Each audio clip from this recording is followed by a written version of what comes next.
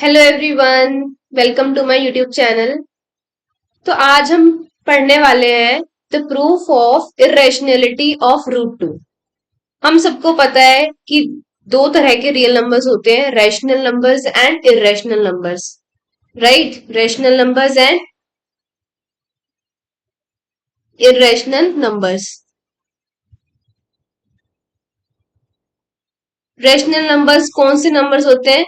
Those which can be written in the form of p over q, where p and q are integers and q is not equal to 0. And irrational numbers are root 2, root 3, and exponential e, pi, log. All these numbers are irrational, right? But how to prove that root 2 is an irrational number? Okay, so let's see.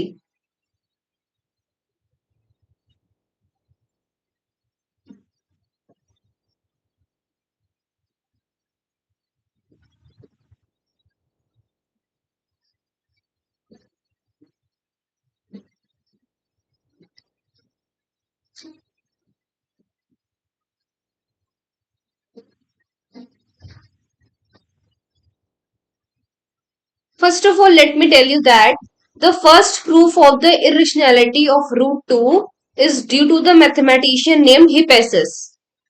Yes, you heard it right.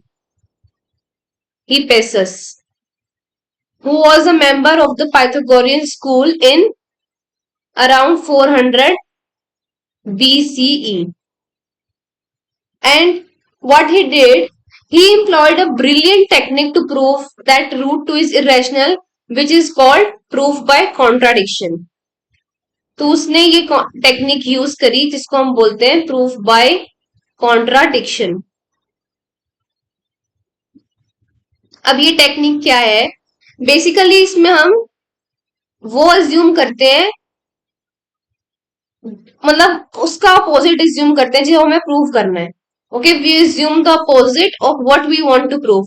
हमें यहाँ पे क्या prove करना है कि root two एक irrational number है। यही प्रूव करना है ना हमें कि रूट टू क्या है, एक इरेशनल नंबर है।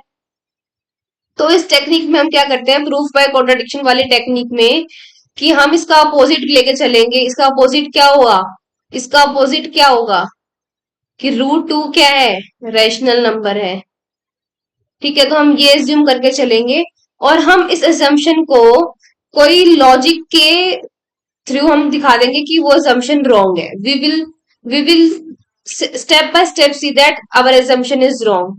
ठीक है ना, एक लॉजिकल प्रोसीजर से हम दिखा देंगे कि वो एजम्पशन हमारी किस तरह से रॉन्ग है।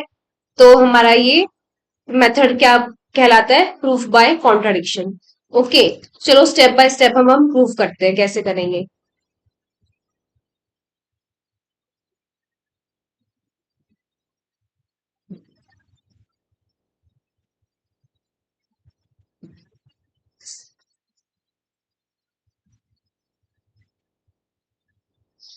सो स्टेप वन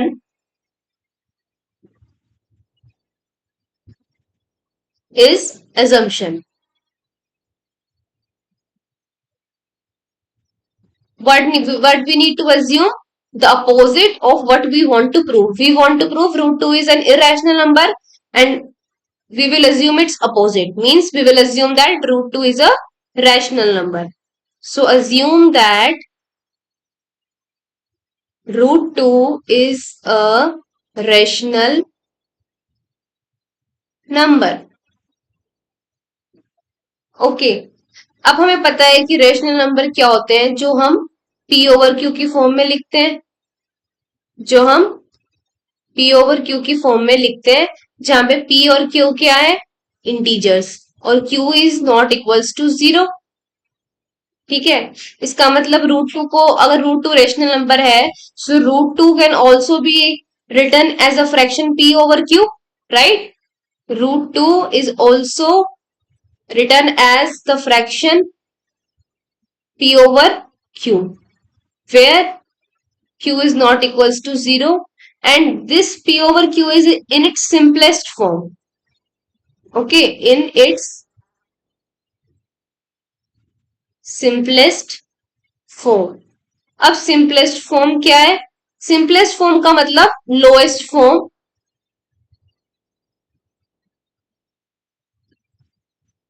सिंपलेस्ट फॉर्म का मतलब क्या होता है, लोएस्ट फॉर्म। अब लोएस्ट फॉर्म का मतलब क्या होता है कि जैसे एक है हमारे पास 2/3 और एक है हमारे पास 4/8। अब 2/3 क्या फर्दर, अगर हम नॉर्मल लेमन लैंग्वेज में बात करें, क्या ये फर्दर कट रहे हैं? नहीं कट रहे, इन दोनों का कोई भी कॉमन फैक्टर नहीं है। बट 4 और 8 यहाँ पे दोनों कट रहे हैं, 2, 4 1 जा 4 2 जा, इन दोनों का कॉमन फैक्टर है 2, sorry 4, 4 is the common factor in both 4 and 8, right? So it's, तो 1/2 हमारी क्या होगी, सिंपलेस्ट फॉर्म लोएस्ट फॉर्म। मतलब they share no common factors other than 1, means they both are, P and Q both are coprime. मैं लिख भी देती हूँ, P and Q are integers that share no common factors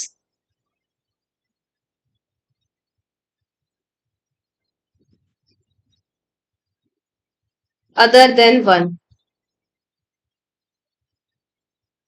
that is they are को prime.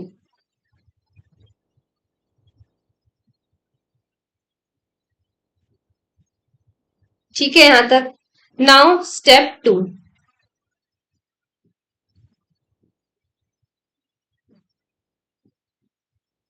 Step 2 में क्या है, हमारे पास स्टेप 1 में क्या था, √2 = p/q।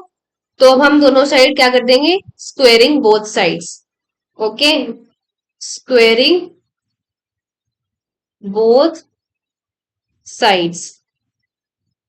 जब हम दोनों साइड्स को स्क्वेयर करेंगे तो क्या आएगा, √2 का स्क्वेयर इक्वल टू p/q का स्क्वायर, राइट? नाउ √2 का स्क्वायर क्या है, 2, हम सबको पता है, एंड p² / q², जब हम इसको ओपन करेंगे तब। ठीक है, अब स्टेप 3 क्या होगा, multiply both sides by q², multiply both sides by q²। जब हम दोनों साइड्स को q² से मल्टीप्लाई करेंगे तब क्या आएगा, 2q² equals to p²/q² into q², right? And this will cancel out, right? So what we will be getting, 2q² equals to p². Now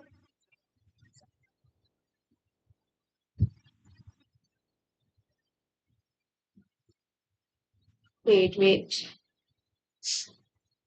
So what we will be getting, 2q² equals to p², and we name this equation as equation 1. 2q² equals to p². So these were all the steps 1, 2 and 3. Now coming to next step, which is step number 4, reduction for p.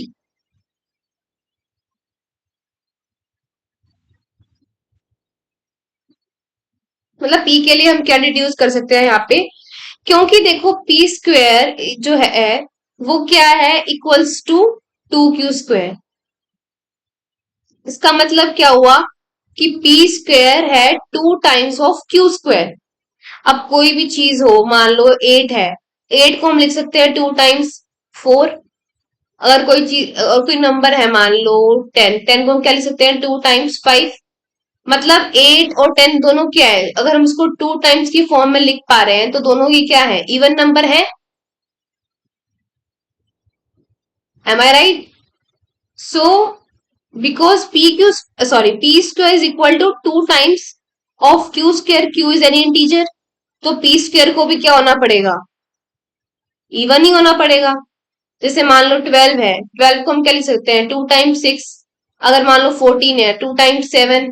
तो सबको हम 2 times के form में लिख पा रहे हैं, तो मतलब ये क्या नंबर है, सारे इवन नंबर है। अगर हम इसके साथ q² के p² को भी हम 2 टाइम्स ऑफ समथिंग लिख पा रहे हैं, Q square is any integer, Q is any integer तो Q square is any integer. तो इसका मतलब क्या हुआ कि पी स्क्वायर हमारा क्या हो गया, इवन हो गया, right. So in step 4 we right because p square is equal to 2 times some integer, और वो इंटीजर क्या है, q square. So p square must be an even number. हमने अभी देखा पी स्क्वायर को क्या होना पड़ेगा, एक इवन नंबर, ठीक है। अब किसी नंबर का स्क्वायर अगर इवन है तो वो खुद भी इवन होगा। अब जैसे हमने 8 लिया था, 8 को हम कैसे लिख सकते हैं, 2 into 4। अब 4 जो है इसको हम लिख सकते हैं 2 स्क्वायर। मतलब कहने का है कि अगर पी स्क्वायर इवन है, जैसे मान लो 16 इवन है, तो 16 किसका स्क्वायर है, 4 का स्क्वायर। तो 4 भी तो इवन ही है। जैसे यहाँ पे 4 है तो 4 क्या है, 2 स्क्वायर, तो 2 भी तो इवन ही है ना। तो अगर पी स्क्वायर इवन है तो पी भी इवन ही होगा, पी मस्ट बी इवन।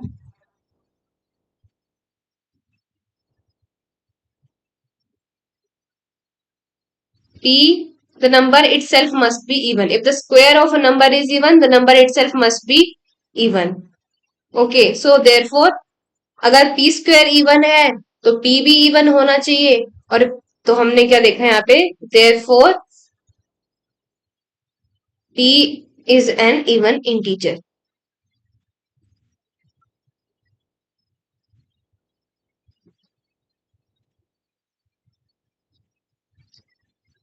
तो अब इवन है तो इसका मतलब वो टू के मल्टीपल में ही होगा।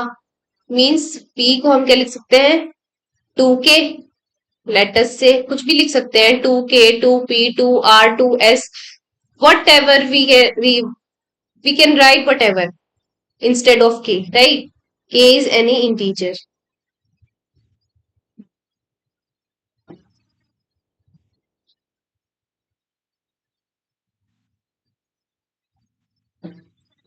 अब हमें क्या करना है कि इस p की वैल्यू जो है, मतलब p 2 के क्यों आए सबको पता चलेगा ना, क्योंकि अगर हमारा p स्क्वायर इवन है तो p भी इवन होगा, इवन है मतलब 2 के मल्टीपल में ही इसको हम लिख सकते हैं, जैसे हमने ऊपर देखा।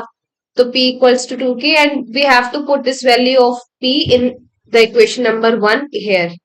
ये इक्वेशन हमने मानी थी ना, 2q² is equals to p square, इसको हम लिख देते हैं यहाँ पे 2q² equals to p square was our equation 1। अब हमें यहाँ क्या करेंगे, step 5, substitute p equals to 2 के इंटू इक्वेशन 1। तो हम इस यहाँ पे इसकी वैल्यू पुट करेंगे तो ये क्या हो जाएगा, 2q² इक्वल्स टू, ये p की वैल्यू 2 के और स्क्वायर, राइट। 2 के स्क्वायर इज इक्वल्स टू 4 के square. Now in step 6, what we will be doing? Divide both sides by 2 to balance the equation. Divide both sides by 2. So we will be getting q square is equals to 2q², 2k². Right. Now what we can deduce for q here? Step 7. Sorry. Yeah, step 7. Deduction for q. तो Q के लिए हम क्या deduce कर सकते हैं यहाँ पे, अब क्योंकि ऊपर भी हमारे पास इस तरह की इक्वेशन आई थी कि पी स्क्वायर इक्वल्स टू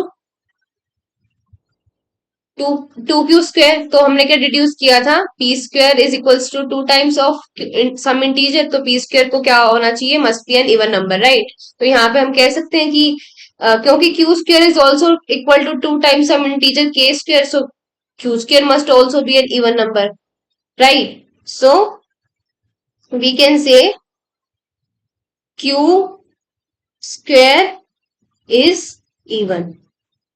और इसका मतलब क्या है? This implies q is also, q must be an even, q must also be an even integer, right. अब हमारा आता है and the last but not the least step. अब हमने देखा कि पी भी इवन है और क्यू भी इवन है।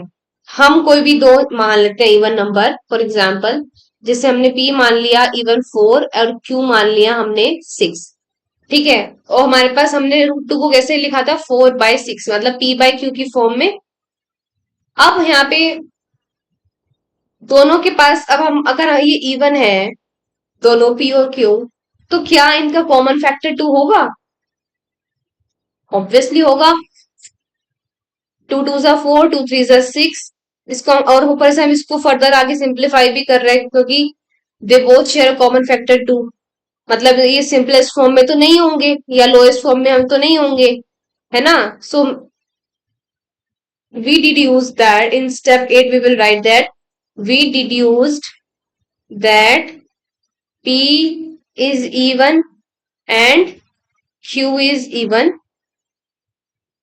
This means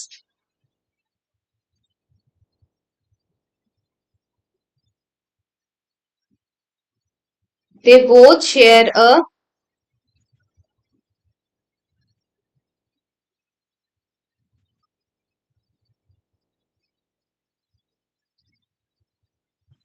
common factor of 2, है ना। बट मतलब ये लोएस्ट फॉर्म में तो नहीं है, बट हमने तो ये माना था स्टेप 1 में कि ये तो सिंपलेस्ट फॉर्म में है। मतलब इनके पास तो 1 के अलावा कोई और कॉमन फैक्टर है ही नहीं। पी और क्यू दोनों क्या है? को प्राइम है। बट हमने तो यहाँ पे क्या देखा कि को प्राइम तो बिल्कुल भी नहीं है क्योंकि दोनों का कॉमन फैक्टर आ रहा है, वो क्या है? 2, right. So however in step 1 we stated that p by q was in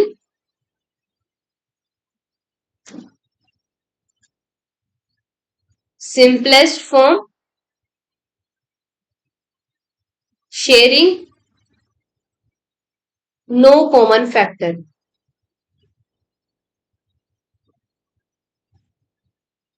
right? So our initial assumption was wrong. Our initial assumption was wrong.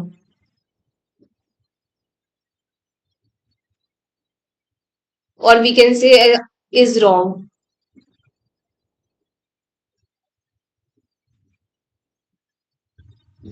So root 2 cannot be expressed as p by q, right? Root 2 cannot be expressed as a fraction p by q. So यह contradiction हो गया।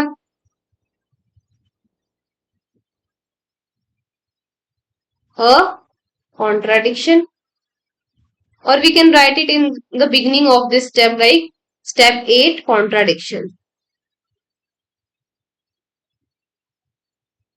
है ना। यहां से हम ना भी लिखें तो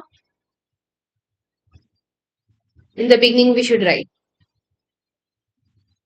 So root 2, therefore root 2 is irrational.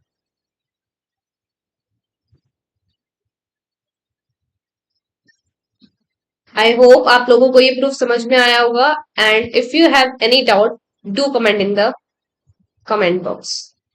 Thank you for watching.